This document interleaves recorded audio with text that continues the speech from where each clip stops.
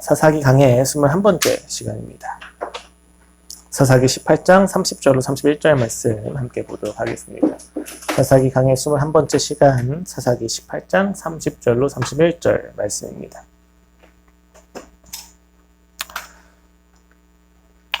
길지 않으니까 함께 봉독하고 오늘 말씀 나누도록 하겠습니다. 시작!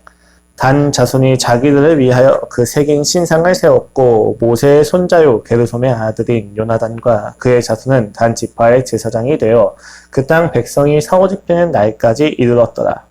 하나님의 집에 실로에 있을 동안에 미가가 만든 바 새긴 신상이 단 자손에게 있었더라. 아멘. 하나님을 떠난 이스라엘 백성이 우상 숭배하고 하는 대가를 치르게 되고 예배를 상실하게 됩니다. 이 사실은 이스라엘의 가정에서부터 확인된 죄의 대가가 이스라엘 전체로 확장되는 것을 보여주고 있다는 것을 우리가 이해했다. 우리가 저번 주에 이야기한 연결고도서의 내용입니다. 우상을 숭배하고 예배가 상실된 민족에게 나타나는 또 다른 결과는 너무 자연스럽게 서로에 대한 폭력입니다. 오늘 본문은 단 지파의 횡포에 대한 평가를 나타내주고 있습니다. 이들의 행보가 횡포라고 말할 수밖에 없는 것은 18장 전체에 기록이 되어져 있어요. 아직 땅을 분배받지 못한 단 지파가 땅을 얻기 위하여 정탐을 하고 있는 장면을 시작을 합니다. 이때 만난 미가의 제사장에게 점을 의뢰하게 되고 그 미가의 제사장인 요나단이 형통을 예언을 하게 되니까 이들은 라이스 정복을 나서게 됩니다. 그 과정에서 미가의 제사장이 다시 와가지고 에봇과 드라빔과 신상과 제사장 요나단마저 강탈해 나가는 모습을 보여주고 우린 여기서 단 지파가 하나님의 명령을 수행하는 과정에서도 폭력을 개의치 않아 한다는 사실을 확인할 수가 있게 됩니다. 단 지파의 입장에서는 수단과 방법을 가리지 않고 그 명령을 이루려고 하는 것이죠. 그에 대한 평가가 오늘 어떻습니까? 긍정이라고 하기에도 부정이라고 하기에도 조금 애매한 서술입니다. 하나님의 집이 실로에 있는데 그 미가의 제사장은 단지파에 있어서 그가 만든 신상이 단지파에 계속 있더라 라고 하는 서술 자체가 평가예요.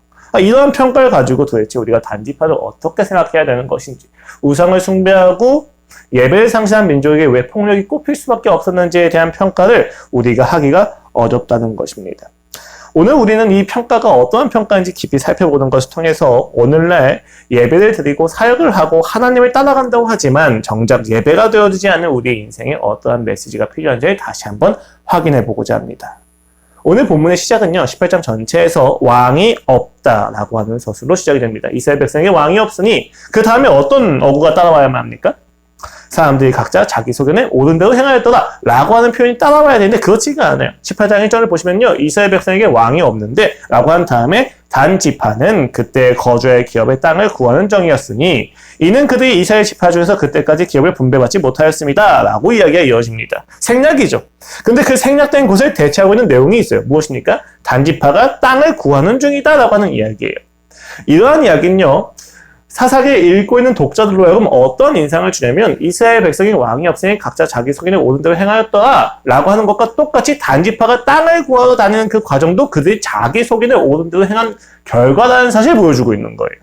이런 대체 문학적인 어떤 기법을 통해서 말이죠. 단지파가 땅을 구하는 이야기는 사실 우리에게 되게 좋아 보이는 이야기입니다. 하나님의 명령에 율법에 순종하는 이야기인 거죠. 그런데 오늘 이러한 프레이즈를 통해서 지금 저자는 이스라엘 백성의 죄가 지금 단지파가 땅을 구하는 과정으로 나타난다는 것을 보여주는 거예요. 여기서 좀 우리가 의아해지는 거죠. 아니, 하나님께서 여호수아에게 땅을 분배시키셨고 그 분배된 땅을 위해 노력을 하는 것이 되게 중요했어요. 그래서 사사기의 가장 큰 문제가 뭐였습니까? 땅을 분배를 하는데 그 분배된 땅을 가지 않고 자기들이 있는 곳에 그냥 거하는 것이 문제였었던 거잖아요. 그런데 오히려 오늘 본문 같은 경우는 그것이 각자 자기 소견에 옳은 대로 행하였더라를 대신하는 표현으로 쓰여졌다는 것이 우리에게 의아할 수밖에 없다는 것입니다. 여러분 사사기 1장 34절로 36절을 보십시오. 아모리 족속이 단 자손을 산지로 몰아넣고 고달짜기의 내륙을 용납하지 아니하였으며 결심하고 헤레스 산과 아얄론과 사알빔에 거주하였더니 요셉의 가문의 힘이 강성함에 아모리 족속이 마치는 노력을 하였으므로 아모리 족속의 경계는 아그라빔 비탈의 바위부터 위쪽이더라 라고 이야기합니다. 이 구절을 통해서 우리가 알 수 있는 것은 단지파는 여전히 땅을 구하지 못했다는 것입니다.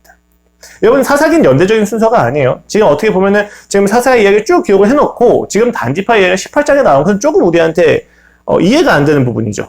왜냐하면 지금 이 본문은 아까 1장에 이어서 나오는 본문이면 이해가 되는 건데 말이죠. 그런 점에서 우리는 이것이 그냥 단순히 순서적인 의미에서 얼마나 짧은지 얼마나 긴지를 예측할 수는 없어요. 근데 중요한 건 사사기의 저자가 사사기의 결론 부분에 이 이야기를 넣어두는 것을 통해서 의도하고 있는 바가 있다는 거죠. 단지파는 여전히 1장에서부터 18장에 이르기까지 땅을 찾지 못하고 돌아다니는 상태였다는 거예요. 그들은 하나님이 분배하신 땅을 찾지 못하고 있는 상태였다는 것입니다. 심지어는 단지파에게 분배된 땅이 있기 때문에 유랑을 할 필요가 없죠. 그런데 그들이 자신의 땅을 얻기 위해 유랑을 하고 있는 중이라는 사실 우리가 여기서 알 수가 있다는 것입니다. 어떻게 보면 모범적으로 보이기도 해요. 그래, 하나님의 율법에 순종하는 거잖아 라고 생각이 듭니다. 나그네 된 성도의 정체성을 잘 보여주는 이야기이지 않는가 라고 생각이 들 수가 있지만 실제로 사사기의 저자는 여기서부터 단지파의 에피소드와 모세가 출애굽 이후에 그 가나안 땅을 정복해 나가려고 하는 그 과정의 이야기를 오버랩시키면서 그들을 평가하기 시작합니다. 어떤 경우냐? 모세가 가나안 지파에 정찰꾼을 보내요. 그렇죠? 18장도 정찰꾼을 보내는 것으로 시작이 됩니다. 산악지대에 도착하고 최북단을 정찰합니다. 그리고 본부로 돌아와서 정탐꾼들이 땅과 거주민에 대해서 보고를 하고 보고를 받은 백성들이 반응을 하게 됩니다. 이것을 똑같이 오버랩해서 보여주고 있어요, 사사기는. 그럼 그 모세의 정찰 때와 지금의 정찰 때가 무엇이 다른지에 대해서 우리가 관심을 가지게 되잖아요. 너무 자연스럽게 이야기가 되어지는 거죠. 당시에는 갈렙을 제외하고서는 적과 꿀이 흐르기는 하지만 우리는 갈 수 없다. 이게 지배적인 의견이었죠. 오늘 본문을 보십시오. 18장 8절에선 이와 같이 보고가 되어집니다. 그들이 소라와 에스다올에 돌아가서 그들의 형제들에게 이르매 형제들이 그들에게 묻되 너희가 보기에 어떠하더냐 하니 이르되 일어나 그들 치러 올라가자. 우리가 그 땅을 본적 매우 좋더라. 너희는 가만히 있느냐? 나가서 그 땅 얻기를 게을리하지 말라. 너희가 가면 평화로운 백성을 만날 것이요 그 땅은 넓고 그곳에는 세상에 있는 것이 하나도 부족함이 없느니라. 하나님이 그 땅을 너희 손에 넘겨주셨느니라 하는지라. 모세 때랑 비교를 했었을 때 굉장히 고무적이죠. 신앙적이고 확신에 차 있습니다. 모세 때는 땅은 좋은데 거주민들이 너무 강대하니까 우리가 갈 수가 없어요 라고 이야기하는데 단지파의 지금 정찰을 보시면요. 땅도 좋고 거주민들도 평화로워요. 여기 평화롭다는 표현은 그들이 방심을 하고 있다. 전쟁을 생각지도 않고 있다라고 하는 표현입니다. 실제로 새 번역에서는 그것을 공동 번역에서는 가서들 보십시오. 땅은 넓은데 사람들은 방심하고 있습니다라고 번역을 해주고 있어요. 재밌지 않습니까? 이들의 반응은 모세 당시의 갈렙과 여호수아의 반응과도 같습니다. 지배적인 의견들, 10명의 정탐꾼들이 우리는 못 간다. 우리는 가면 그들에게 메뚜기와 같다. 그들에게 우리는 밥과 같다고 이야기하는 그 상황과 대조적으로 갈렙과 여호수아는 가서 우리가 그 땅을 심판해야 된다고 이야기합니다. 어떻게 이야기합니까? 6절 이하입니다. 그 땅을 정탐한 자 중에 눈의 아들 여호수아와 여분의 아들 갈렙이 자기들의 옷을 찢고 이스라엘 자손의 온 회중에게 말하여 이르되 우리가 두루 다니며 정탐한 땅은 심히 아름다운 땅이다. 여호와께서 우리를 기뻐하시면 우리를 그 땅으로 인도하여 들으시고 그 땅을 우리에게 주시리라. 이는 과연 적과 꿀이 흐르는 땅입니다. 모세 때랑 비교해 봅시다. 대적도 동일합니다. 가나안 원주민이죠. 땅을 차지해야만 한다고 하는 명령도 동일합니다. 그런데 여전히 단지파는 하나님의 명령을 수행하는 하나님의 백성처럼 여겨지는 거죠. 그렇죠? 지금 단지파에 문제가 없잖아요. 명분도 있고 명분에 맞는 행동도 있단 말입니다. 그렇다면 단지파의 이러한 땅을 정복하는 행위는 우리에게 모범적으로 보일 수밖에 없는 거예요. 그들은 의인이고 그들은 하나님의 명령에 순종하는 이들처럼 보일 수 있다는 것입니다. 그런데 내러티브는 여기서 끝나지가 않습니다. 이제 단지파는 라이스 지역을 정복하러 떠나고 마침내 라이스를 정복합니다. 그리고 나서 27절에서 이와 같이 이야기합니다. 단 자손이 미가가 만든 것과 그 제사장을 취하여 라이스에 이르러 한가하고 걱정 없이 사는 백성을 만나 칼날로 그들을 치며 그 성읍을 불사르되 그들을 구원할 자가 없었으니 그 성읍이 베드로홉 가까운 골짜기에 있어서 시돈과 거리가 멀고 상종하는 사람도 없음이었더라. 단 자손이 성읍을 세우고 거기 거주하면서 이스라엘에게서 태어난 그들의 조상 단의 이름을 따라 그 성읍을 단이라 하니라. 그 성읍의 본 이름은 라이스였더라. 정복의 결과도 성공적이어서 잘못된 것이 하나도 없어 보이는데 이 단지파의 이야기에서 계속해서 흐름을 깨는 한 사람이 있어요. 지금 이 이야기가 모세의 정찰 때와 비교했을 때 굉장히 성공적인 이야기란 말이죠. 그런데 이 성공적인 이야기의 세 번을 패턴을 깨고 흐름을 깨는 한 에피소드가 계속 삽입이 됩니다. 누구의 에피소드입니까? 미가의 에피소드입니다. 이상하게 단지파의 에피소드에서 미가가 반복해서 등장할 때마다 기존 내러티브의 흐름이 다 부서져요. 원래 자연스럽게 흘러가는데 미가가 등장할 때마다 다 끊기는 거예요. 자, 보십시오. 첫 번째 미가가 등장할 때입니다. 단지파가 정찰하는 중에 미간을 만나서 하룻밤을 묵습니다.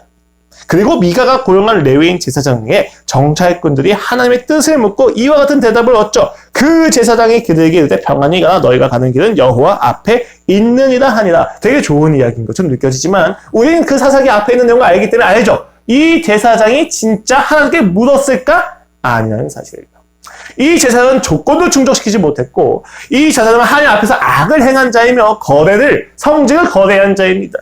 그러한 제사장의 이야기를 듣고 단지파는 분별하지 않은 상태로 가게 되는 것이죠. 이미 흐름이 한번 깨집니다. 그럼 두 번째 보십시오. 그 이후에 정찰꾼들이 돌아와서 정복을 결정해요. 그리고 단지파 600명을 끌고 나옵니다. 그리고 미가의 집에 이르러서 우상 숭배를 위한 신상과 에봇과 드라빔과 제사장을 강타합니다. 근데 제사장을 강타하는 방식이 되게 재밌어요. 19절이에요. 그들이 그에게 이르되 잠잠하라, 너의 손을 입에 대라, 우리와 함께 가서 우리의 아버지와 제사장이 되라. 네가 한 사람의 집에 제사장이 되는 것과 이스라엘 한 지파 한 족속의 제사장이 되는 것 중에서 어느 것이 낫겠느냐 하는지라. 그 제사장이 마음에 기뻐하여 에봇과 드라빔과 새긴 우상을 받아가지고 그 백성 가운데로 들어가니라. 순조로운 이야기에 미가가 한번 등장을 하고 그 미가의 제사장이 매매가 되어지는 장면을 다시 한번 보게 됩니다. 놀라운 논리죠. 야, 네가 한 가족의 제사장이 되는 것과 한 지파의 제사장이 되는 것 중에 어떤 것이 더 낫겠느냐? 라고 규모의 이야기를 합니다. 그러니까 그 제사장이 좋아서 떠납니다. 심지어 자기가 가지고 있던 자기의 소유도 아닌 것들을 챙겨서 가져가게 된다는 것이죠. 그리고 세 번째입니다. 모든 정복이 끝나자마자 미가가 마을 사람들을 모으고 그들을 찾아가요. 왜 마을 사람들을 모으냐면 미가의 지파에 한 제사장이 있었잖아요. 그럼 그 제사장이 그 집안만이 아니라 그 집안이 있는 그 근처의 지역들에 있는 사람들도 다 이 제사장에 의존을 하고 있었기 때문이에요. 그런 상태였기 때문에 미가가 동네 사람들을 끌고 단 지파에게 가니까 단 지파가 어떻게 이야기합니까? 25절 이하입니다. 단 자손이 그에게 이르되 너의 목소리를 우리에게 들리게 하지 말라. 노한 자들이 너희를 쳐서 너의 생명과 너의 가족의 생명을 잃게 할까 하노라 하고 단 자손이 자기 길을 간지라. 미가가 단 자손이 자기보다 강한 것을 보고 돌이켜 집으로 돌아갔더라. 거의 깡패 수준이었죠. 단 자손이 그 땅을 찾고 정복하는 그 과정은 굉장히 성경적으로 옳아 보입니다. 근데 그 과정에서 미가라고 하는 집안과 세 번을 엮이게 되는데 그 세 번을 엮이는 것을 통해서 우리는 그들이 횡포를 벌이고 있다는 사실을 알게 돼요. 그들이 결코 하나님의 백성답게 행하지 않고 있다는 것을 알게 됩니다. 그들이 강탈과 힘의 논리를 가지고 그 땅을 정복하고 있다는 것을 알게 됩니다. 이것은 굉장히 놀라운 이야기예요. 여러분, 오늘 에피소드의 핵심은요, 단지파가 하나님의 명령을 따라서 땅을 정복하고 차지했다는 사실이 아니에요. 그건 배경일 뿐입니다. 오히려 오늘 본문의 관심은요, 하나님의 명령을 수행한다는 명분을 가지고 타락한 미가와 타락한 단지파의 관계가 어떠한지를 보여줍니다. 근데 그 관계가 어떻습니까? 그 관계가 힘의 논리요, 폭력의 논리입니다. 이거 누구의 논리예요? 이스라엘 백성의 논리가 아니라 가나안 원주민들의 논리입니다. 여러분, 사실 모세 때도 여호수아 때도 폭력은 있었습니다. 가나안을 정복한다고 하는 차원에서. 근데 우리가 여호수아와 갈렙을 비롯한 그 당시 이스라엘 백성의 정복을 다르게 보는 단 한 가지의 이유는 하나님께서 그 땅을 심판하는 도구로 그들을 쓰셨기 때문이에요. 하나님은 그냥 단순히 폭력을 용납하시는 분이 아니라 그 때에 맞게 하나님의 방식으로 심판의 도구를 쓰십니다. 심지어 이스라엘 백성을 심판하실 때도 누굴 폭력의 도구로 쓰세요? 아수르와 바벨론의 폭력의 도구를 쓰십니다. 하나님에겐 심판의 도구로서 폭력이라는 것이 우리에게 있다고 생각을 할 수가 있다는 것이죠. 모세 때에는 가나안 민족을 심판하시는 도구로 이스라엘 백성이 쓰임을 받았는데 오늘 본문을 보세요.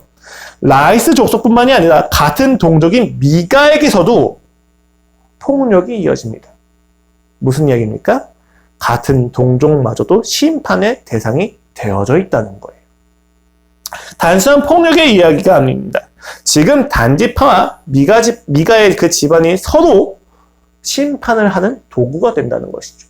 우리가 17장까지 봤었을 때는 미가의 집안이 승승장구하고 형통할 거라고 생각을 하게 됩니다. 실제로 미가의 집안은 돈이 많은 집안이에요.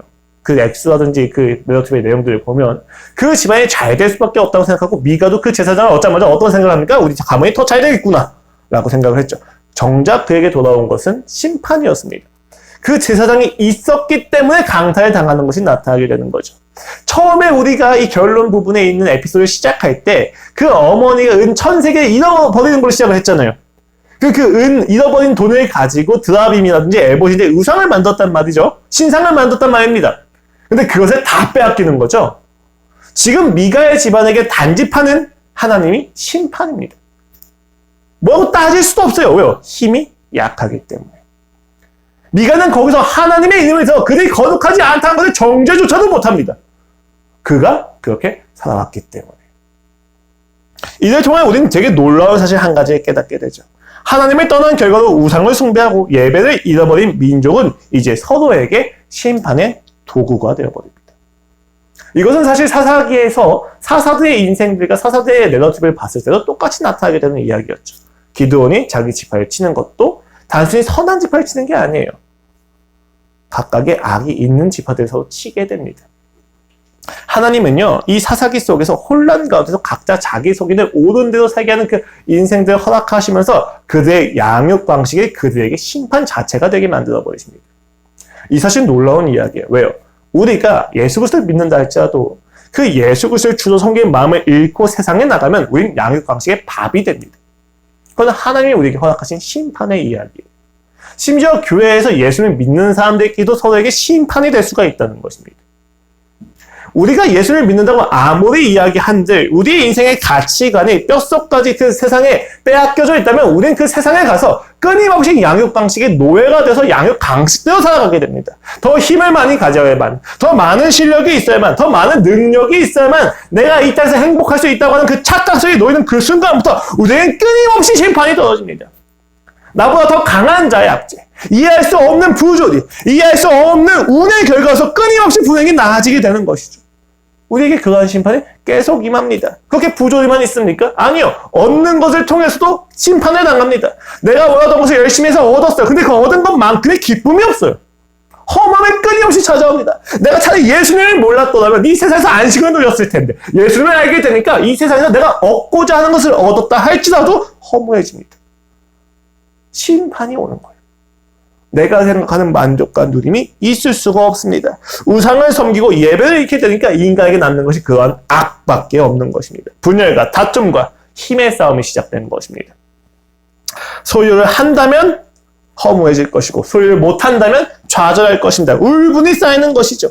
이 좌절과 허무를 끊임없이 반복하면서 인간은 소모되어집니다. 고립되어집니다. 돈을 쫓습니다. 돈을 얻어도 불행해지고 돈을 얻지 못해도 불행해지는 질서가 안에서 아무것도 못하게 됩니다.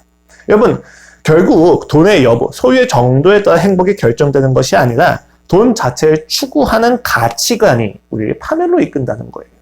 돈이 문제입니까? 적대의 원수가 문제입니까? 회사의 상사, 학교의 교수, 집안의 특정 인물이 문제인 것 같습니까? 아니요. 그렇지 않습니다.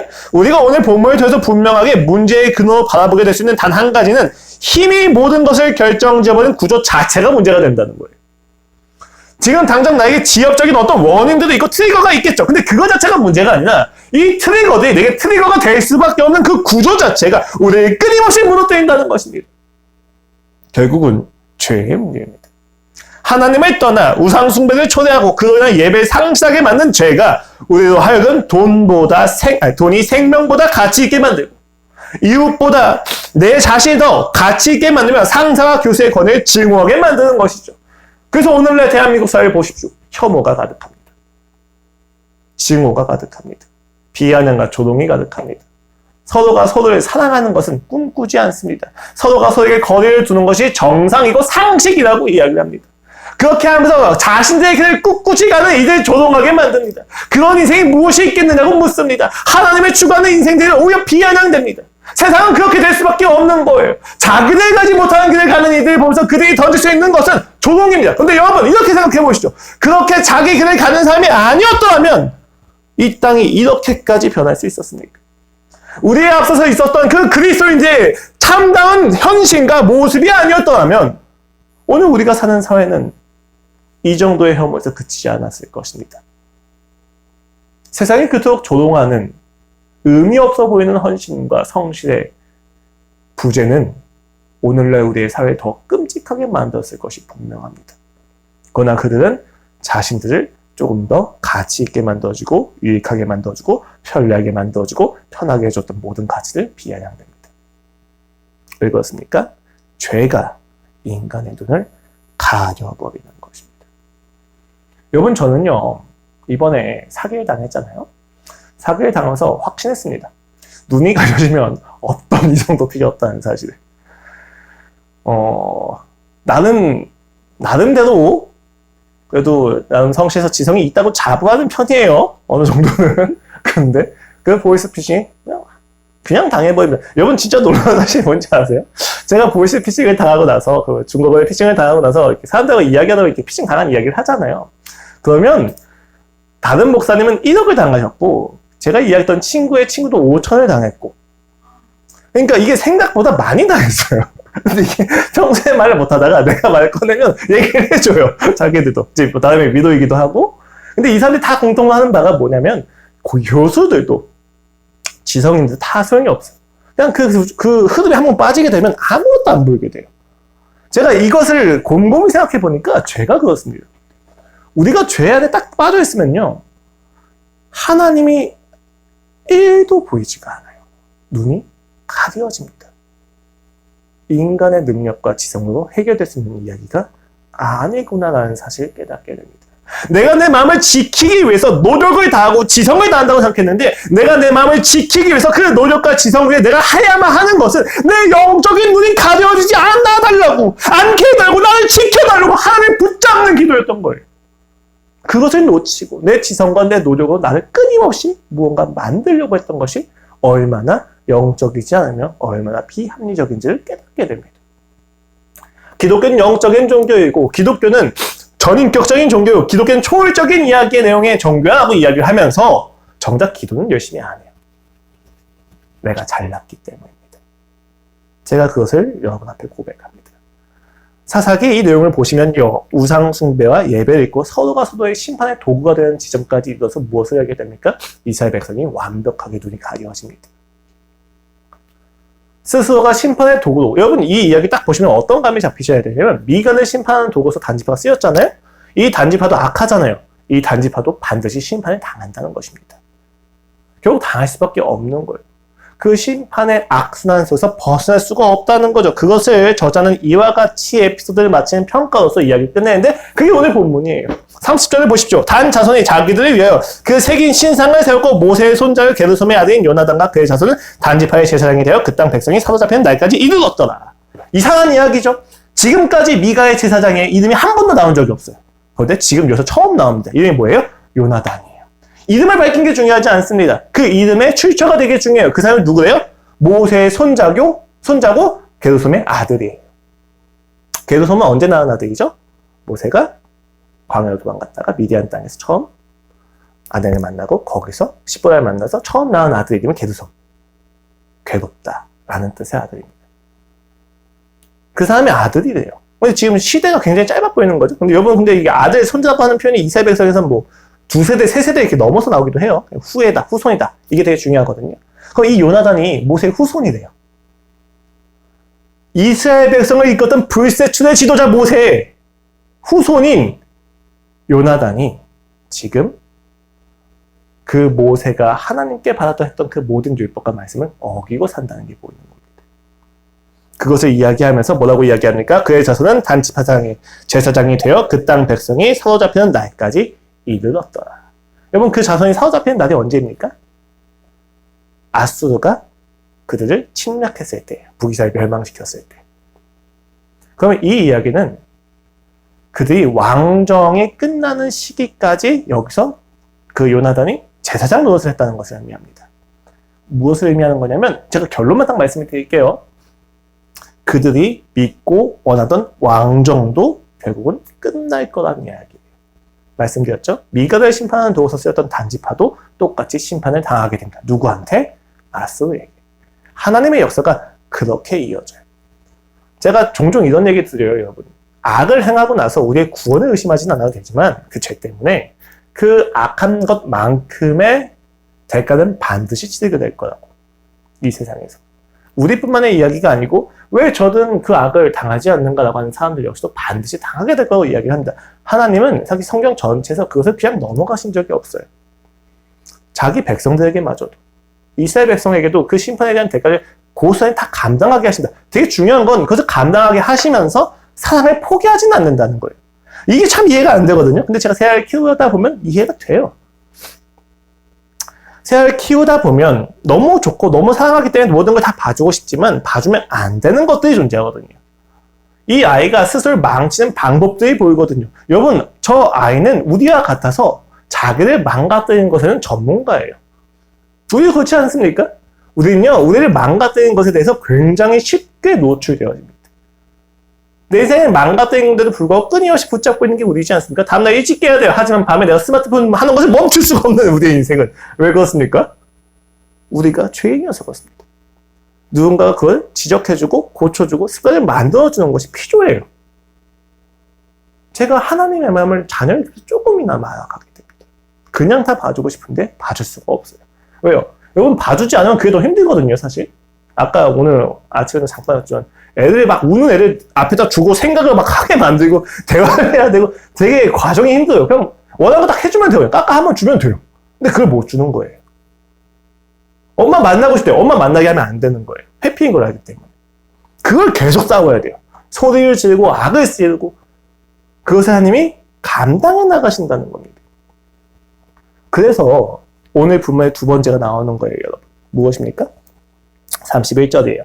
하나님의 집이 실로에 있을 동안에 미가가 만든 바 새긴 신상이 단 자손에게 있었더라. 우리가 앞에 구절만 보면 하나님이 심판하신다. 이걸로 끝날 수가 있는데 하나님의 집이 여전히 실로에 있다고 합니다. 세 번역을 보면 더 분명하게 이제 이게 조금 더 직역에 가까운 번역이에요. 세 번역이 하나님의 집이 실로에 있는 동안 내내 미가가 만든 우상을 그대로 두고 섬겼다. 평가죠. 무슨 평가입니까? 이스라엘 백성이 더 이상 하나님의 백성이 아니다에 대한 평가예요. 그들은 하나님의 섬긴 것과 다르게 자기들만의 지방산당을 만들어서 우상숭배를 하고 있다라고는 하는 이야기죠. 실로는 여호수아가 땅을 분배한 것이고 이후에 엘리 대제사장이 거하는 곳입니다. 이스라엘 자손이 끊임없이 그 제사를 지켜왔어요. 예배를 지켜오고. 그런데 그동안에도 여전히 지방의 우상숭배가 편만했다는 것이죠. 맞습니다. 결국 사사기의 저자는 이들의 사역이 신앙과는 무관하다고 이야기를 하는 거죠. 땅 정복은 사역이었잖아요. 그런데 그것이 신앙과는 무관하다는 것을 계속해서 이야기를 하고 있는 것입니다. 근데 이러한 이야기를 하면서 그가 어디까지 나가게 되냐면요. 그것을 하는 동안 실로에는 여전히 하나님의 집이 있었다는 것이 중요합니다.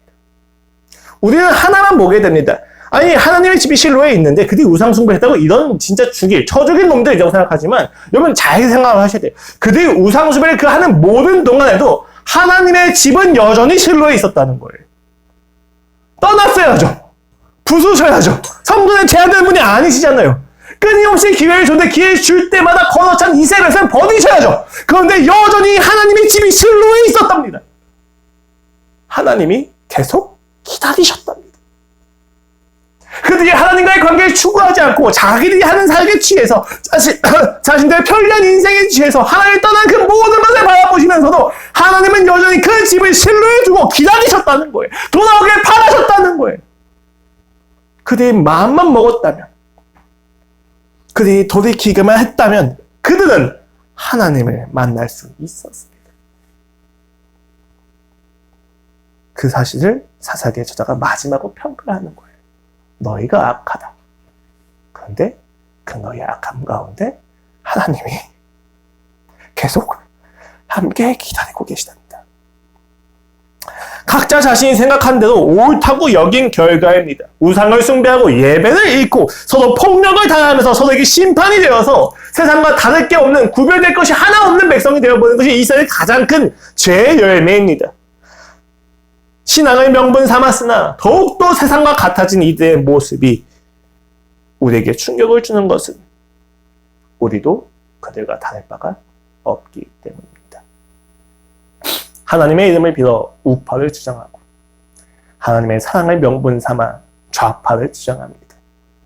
이들은 서로가 하나님의 이름을 욕되게 한다고 이야기합니다. 서로가 서로에게 하나님의 심판이 되어 서로의 가치가 얼마나 헛된 것인지 여실히 보여주고 있습니다. 우파를 비난하는 것도 좌파를 지적하는 것도 아닙니다. 다만 이들이 우파를 통하여 지켜낼 대한민국이, 좌파를 통하여 이룩할 대한민국이 하나님이 원하시는 하나님의 나라보다 더 거대해 보인다는 것이 문제입니다. 진정으로 이들이 하나님을 잃었더라면 서로가 서로를 향해서 눈물로 기도해줘야만 하지 않습니까? 혐오와 증오 가운데서 누가 예수 그리스도의 마음을 품고 지적하고 혐오하고 증오하는 손길을 거두고 두 손을 모아 기도하고 있습니까? 나는 그러고 있습니다. 서로에 대한 인신공격을 자극할 것이 아니라 조금 더 본질적인 이야기를 나눠야만 하지 않습니까? 왜 그것을 못합니까? 하나님보다 대한민국이 더 중요하기 때문입니다. 하나님보다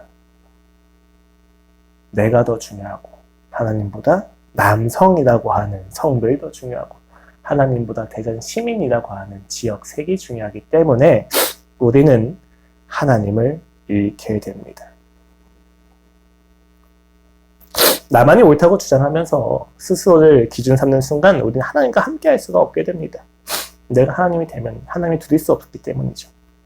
그 결과 우리는 결국 하나님을 우상 삼게 되고 예배를 잃게 됩니다. 그리고 서로에게 심판의 도구가 되어진다라는 것이 오늘 설교의 내용입니다.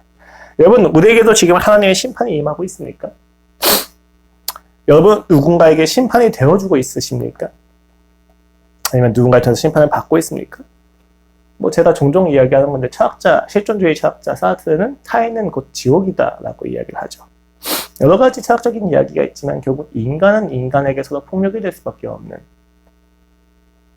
부조리함을 이야기하는 것이죠. 우리는 이 심판을 어떻게든 더 지연시키기 위해서 힘을 기르거나 방법론에 집중합니다. 그러나 어떤 방법론도 어떠한 실력도 우리를 하나님의 심판에서 구원해 줄 수는 없습니다. 우리는 다만 심판 안에서 한 가지 진리, 한 가지 소망만을 바라게 됩니다. 여전히 하나님의 집이 실로에 그 언약궤가 여전히 이스라엘 백성에게 남겨져 있다는 것입니다. 미가가 심판을 당하는 그 순간에도 갈 곳이 있었어요. 어머니의 품이 아니라, 동네 사람들이 아니라 진짜 하나님이 계신 하나님의 집으로 가야만 했던 것입니다. 심판을 마주한 우리에게도 갈 곳이 있습니다. 하나님의 약속이 있는 바로 그곳, 십자가입니다. 그가 우리에게 약속하신 언약의 장소, 십자가입니다. 분노와 증오가 긍휼과 자비로 변하게 되는 곳, 십자가입니다. 십자가 앞에 서서 예수 그리스도께서 나를 위하여 죽으시고 부활하신 것을 보았을 때, 그리고 그의 죽으심과 부활이 나와 관련되고 나를 위한 것이라는 사실이 확인되었을 때, 성령이 그것을 나와 접붙여 주셨을 때 우리의 모든 분노와 증오는 긍휼이 되고 자비가 되어질 것입니다.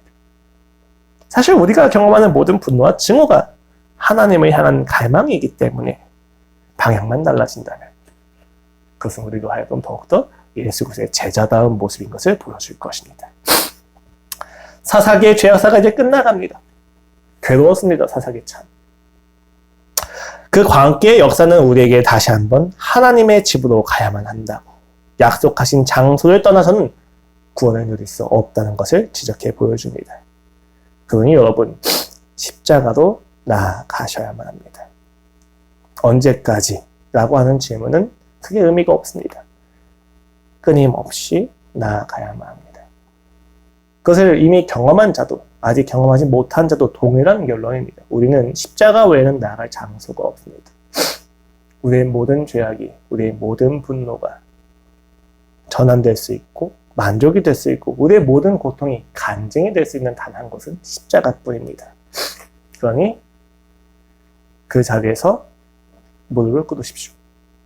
더 이상 할 수 있는 게 없다면 할 수 없다는 그 무력함을 가지고 무릎을 꿇으십시오.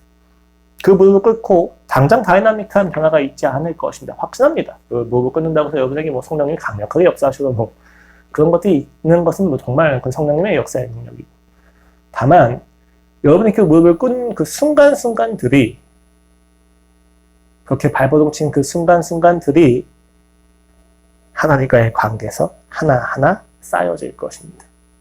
아무것도 변하지 않은 것처럼 보이지만 내 삶에 하나님을 향한 갈망이 하나하나 쌓이는 것입니다. 제가 최근에 이제 졸업하고 나서 이렇게 혼자 있으면서 아침에 새벽 기도를 시도하고 한 번도 못 가보거든요, 지금 3달째.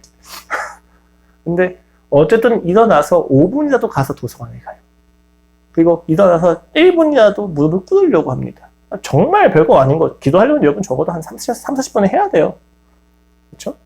근데 그것을 내가 그냥 성경 공부한다고, 설교한다고, 내가 뭐 어떤 성경과 관련된 자료를 만든다고 퉁 치면 안 되는데 제가 퉁 치거든요, 이건. 제 죄예요, 여러분. 이건 제가 고백하는 겁니다. 그런데요, 여러분, 1분이라도 무릎 꿇는 그 시간이 결국 나를 살립니다. 너무 바쁜데 오늘 24시간 중에 딱 1분만 하나에 그냥 한 번이라도 그냥 무릎 꿇고 가자.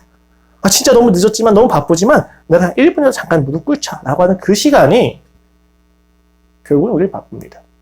왜냐하면 그 시간이 아닌 모든 시간은 내가 스스로 하려고 하는 시간이거든. 근데 하나님은요, 그 1분의 시간 동안 나를 바꾸십니다. 그 1분의 무의미해 보이는 무릎 꿇음에 하나님은 우리를 만나주십니다. 그러니까 잊지 마십시오. 여러분의 삶이 더 극단으로 치우칠 때마다, 고립이 되는 그 순간들마다, 어떠한 능력도 없어 보이는 하나님의 침묵이 부정스럽고 분노가 되고 원망이 쌓일 때마다 딱 1분이라도 1초라도 무릎을 꿇으십시오. 그리고 예수 그리스도의 이름으로 기도를 하십시오. 그 1초가, 그 1분이 여러분에게 구원이 되고야 말 것입니다. 기도하시겠습니다. 하나님 아버지 감사합니다. 우리의 인생이 참으로 쉽지 않습니다. 그러나 주님, 영적으로 피폐해지고 영적으로 고통은 이 모든 상황 속에서도 여전히 하나님의 집이 우리를 떠나지 않고 있다는 사실, 여전히 하나님의 언약인 그 십자가가 우리를 버리지 않는다는 사실이 다시 한번 나로 하여금 고개를 들게 만듭니다. 아버지, 이제 우리가 무릎 꿇게 하여 주시옵소서. 변할 것 없는 현실 속에서 우리의 한계를 마주하고 무력감 앞에서 울분을 토해놓으며 딱 한 가지, 하나님이 아니면 안 된다는 믿음 가운데에서 단 한순간에도 무릎을 꿇고 기도하게 하여 주시옵소서. 그 기도 가운데 자유하게 역사하실 하나님의 사랑은 있습니다. 결국 하나님 당신은 그 사사기의 역사 가운데에서 룻기를 준비하셨습니다. 우리의 인생 가운데 준비하실 하나님의 놀라운 역사를 누리게 하여 주시옵소서. 고통과 죽음과 절망으로 가득 찬 이 과정 속에서 쌓여지는 은혜와 사랑을 보게 하여 주시옵소서. 감사합니다. 예수 그리스도의 이름으로 기도드렸습니다. 기도하시고 각자의 예배를 마치시길 바랍니다.